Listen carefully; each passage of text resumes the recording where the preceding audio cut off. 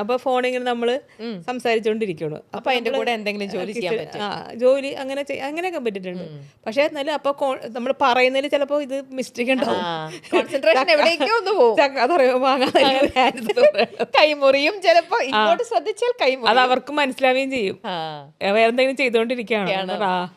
അത് കഴിഞ്ഞിട്ട് എന്നെ അറിയുന്നവർക്ക് അതറിയാം, മനസ്സിലാവും അത്. ഓക്കെ. അപ്പൊ അങ്ങനെയൊക്കെ ഉള്ളപ്പോ ചേച്ചി 9 സീരിയലുകൾ ചെയ്യാന്നൊക്കെ പറഞ്ഞത് അതും വളരെ ചുരുക്കം ആക്ടേഴ്സിന് കിട്ടുന്ന ഭാഗ്യമാണ്. അറ്റ് എ ടൈം ഇത്ര സീരിയൽസ് അല്ലെങ്കിൽ സിനിമകൾ ഇങ്ങനെയൊക്കെ ചെയ്യാൻ പറ്റാന്ന് പറയണത്. 9 സീരിയൽ ചെയ്യണ്ടായിരുന്നു, അതിനൊപ്പം തന്നെ സിനിമയും ചെയ്തോണ്ടിരിക്കും. ഇതൊക്കെ എങ്ങനെ എവിടെ എങ്ങനെ ഡേറ്റ് പ്രശ്നവും എല്ലാം കൂടി ഒരിടത്ത് ഇതാവും. ശരിയാ, ഡേറ്റ് പ്രശ്നമായിട്ട് പിന്നെ അവസാനം BP അടിച്ച് ഹോസ്പിറ്റലിൽ പോയി ഒരു കിട്ടിയ പൈസ കുറെ പൈസ ഹോസ്പിറ്റലിൽ ഒറ്റടിക്ക് കൊടുത്തിട്ട് പോരും. ICUലൊക്കെ ആയിട്ടുണ്ട്.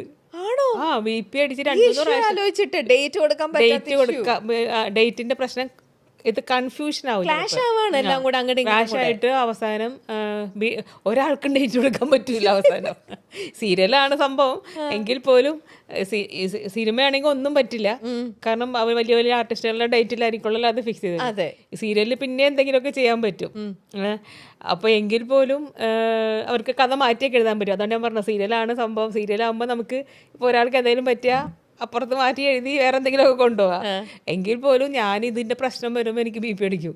എന്നിട്ട് പോയി ഒരു ICUല് 1-2 ദിവസം മാന്യമായിട്ട് കിടന്ന് ട്രീറ്റ്മെന്റും കഴിഞ്ഞ് തിരിച്ചു വരും. അങ്ങനെ എത്ര തവണ പോയി ഹോസ്പിറ്റലിൽ?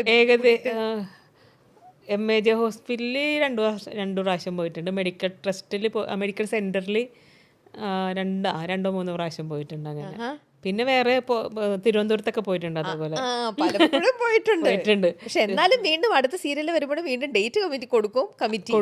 കാരണം ഒരു വർക്കും വീടില്ലായിരുന്നു. കാരണം എനിക്ക് വീട് വെക്കണ വീടിന്റെ പണി അടക്കായിരുന്നേ. അത് ഞാൻ കേട്ടിട്ടുണ്ട്. ചേച്ചിക്ക് വലിയൊരു സ്വപ്നമായിരുന്നു സ്വന്തമായിട്ട് ഈ വീട് പണി നടക്കുന്ന സമയത്താണ് ഇതെല്ലാം ചെയ്തത് കേട്ടോ. അതിന് മുന്നേ ഒന്നും അങ്ങനെ ഞാനത് ഭഗവാന്റെ അനുഗ്രഹമായിട്ടേ കണ്ടിട്ടുള്ളൂ. ആ ടൈമിൽ എനിക്ക് അത്രയും സീരിയൽ വന്നത് എനിക്ക് അതുകൊണ്ട് ആ പണി എനിക്ക് വലിയ കടമൊന്നും ഇല്ലാണ്ട് വീട് വെക്കാൻ പറ്റും. ചേച്ചിയുടെ പ്രാർത്ഥന, ചേച്ചി വലിയൊരു റിലീജിയസ് ആയിട്ടുള്ള ഒരാളാണ്. ചേച്ചിയുടെ കൃഷ്ണ ഭഗവാനെ ചേച്ചി എപ്പോഴും പ്രാർത്ഥിക്കുമ്പോൾ ദൈവം അവിടുന്ന് വിളി കേട്ടപ്പോൾ ചേച്ചിക്ക് അതിനുള്ള ആരോഗ്യമുണ്ട്.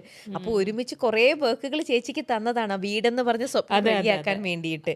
സത്യം. അത് ഇത്രയധികം വർക്കുകൾ ഒരുമിച്ച് ചെയ്തപ്പോൾ എവിടേക്കോ ചേച്ചി അങ്ങനത്തെ ഒരു ക്യാരക്ടർ അല്ലാത്തതുകൊണ്ട് അത് ബാലൻസ് ചെയ്യാൻ പറ്റാതെ ഇടയ്ക്കൊന്ന് വന്നതാണ് BP ഒക്കെ കൂടാനുള്ള കാരണം.